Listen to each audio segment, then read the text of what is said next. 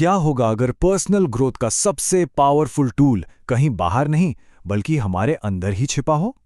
हम बात कर रहे हैं आत्म ईमानदारी की। ये वो बुनियाद है जिस पर सच्चा आत्मविश्वास और सही फैसले टिके होते हैं। आज हम इसी की ताकत को समझने वाले हैं। तो ये आत्म ईमानदारी यानी सेल्फ ऑनेस्टी असल में है क्या? इसका सीधा सा मतलब है बिना किसी झूठ, किसी भ्रम, किसी बहानेबाजी या इमोशनल फिल्टर के खुद को साफ साफ देखना। और जब हम ऐसा कर पाते हैं ना, तो नतीजा होता है असली कॉन्फिडेंस, एकदम साफ सोच, समझदारी भरे फैसले और हाँ, इमोशनल मैच्योरिटी। मतलब एकदम सीधी सी बात है, ये अपनी अंदर की दुनिया को बिना किसी फिल्टर के देखने जैसा है। ये मानना कि हम असल में कौन हैं, हमारे काम के पीछे की असली वजह क्या है और हाँ, हमारी कमियां क्या हैं। देखिए, ये आसान बिल्कुल नहीं है, पर असली बदलाव की शुरुआत यहीं से होती है।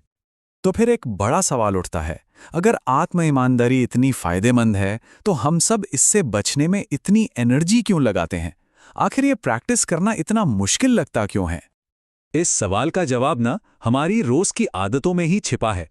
चलिए उन आम तरीकों को पहचानते हैं जिनसे हम खुद को धोखा देते हैं, वो छोटे छोटे झूठ जो हम लगभग हर दिन खुद से बोलते हैं।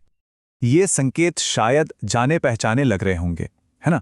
जैसे आज मौसम खराब है का बहाना बनाकर एक्सरसाइज छोड़ देना, या फिर किसी प्रोजेक्ट में फेल होने पर अपनी कमी देखने के बजाय बॉस पर या हालात पर उंगली उठा देना।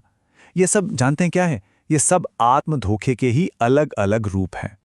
तो अब आते हैं असली मुद्दे पर। हम अपने बारे में सच्चाई जानने से इतना कतराते क्यों हैं? आखिर क्या चीज है जो इसे इतना मुश्किल बना देती है? इसकी जड़ में ना एक कड़वी सच्चाई है। आत्म ईमानदारी हमें उस गहरी खाई का सामना कराती है जो हमारे असली और आदर्श रूप के बीच है। हम जो हैं और हम जो बनना चाहते हैं उसके बीच का फासला। और ये एहसास बहुत असहज होता है। इसीलिए हम अपने ईगो को बचाने के लिए बहाने और कहानियां गढ़ लेते हैं। यहां एक बहुत जरूरी फर्क समझना होगा। कम आत्मसम्मान यानी लो सेल्फ स्टीम और आत्म धोखे में जमीन आसमान का अंतर है। देखिए, लो सेल्फ स्टीम का मतलब है खुद के बारे में यह मान लेना कि मैं अच्छा नहीं हूं। वहीं आत्म धोखा सच्चाई से मुंह मोड़ने का एक तरीका है ताकि हमें बुरा महसूस ही ना हो। जैसा कि इस टेबल में साफ दिख रहा है, एक हमें पंगु बना देता है, कोशिश करने से रोकता है, और दूसरा हमारी ग्रोथ को ही रोक देता है, ठहराव ले आता है। लेकिन अगर हम इस मुश्किल काम को करने की हिम्मत जुटाएं तो इसका इनाम क्या है? चलिए अब अंदर की सच्चाई की उस जबरदस्त ताकत को देखते हैं। आत्म ईमानदारी का रास्ता हमें 3 बहुत बड़े पुरस्कार देता है। पहला, ये असली अनुशासन बनाता है। दूसरा, ये हमारे मानसिक स्वास्थ्य को मजबूत करता है। और तीसरा, ये हमारे फैसले लेने की क्षमता को और भी पैना और भी शार्प करता है। और ये बात पहले इनाम को बिल्कुल साफ कर देती है। अनुशासन कोई जबरदस्ती नहीं है, ये तो स्पष्टता से आता है। सोचिए, उस चीज को कैसे सुधारा जा सकता है जिसे हम मानने को ही तैयार नहीं हैं। एक ईमानदार नजरिया ना असफलता को डेटा में बदल देता है। मैं दिन में 14 घंटे पढ़ूंगा जैसे अनरियलिस्टिक लक्ष्य बनाने के बजाय ये स्वीकार करना कि मैं फोकस के साथ 90 मिनट के 4-5 सेशन ही कर सकता हूं, ये एक टिकाऊ प्लान है और यही सच्चे अनुशासन की नींव है। आत्म ईमानदारी एक शक्तिशाली दवा की तरह काम करती है। जब हमारे काम और हमारी मान्यताएं, हमारे वैल्यूज एक सीध में होती है ना, तो अंदर की जो खींचतान होती है वो कम हो जाती है। ये मन के धुंधलेके को साफ करती है और बेवजह की चिंता और बेचैनी को घटाती है। जब हम अपनी सच्चाई को समझकर फैसले लेते हैं तो वो बाहरी दबाव या दिखावे से नहीं बल्कि हमारे अंदर से आते हैं।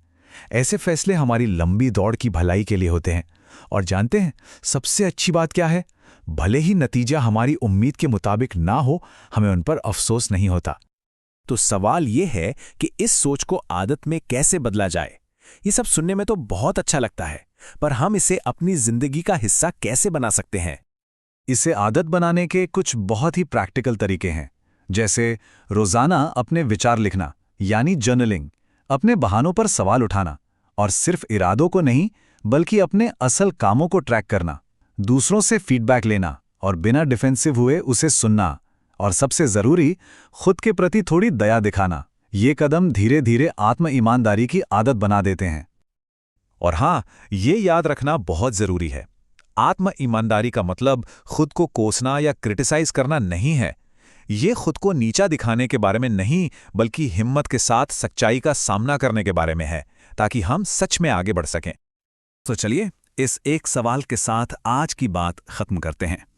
वो कौन सी एक सच्चाई है जिसका सामना करने से सब कुछ बदल सकता है?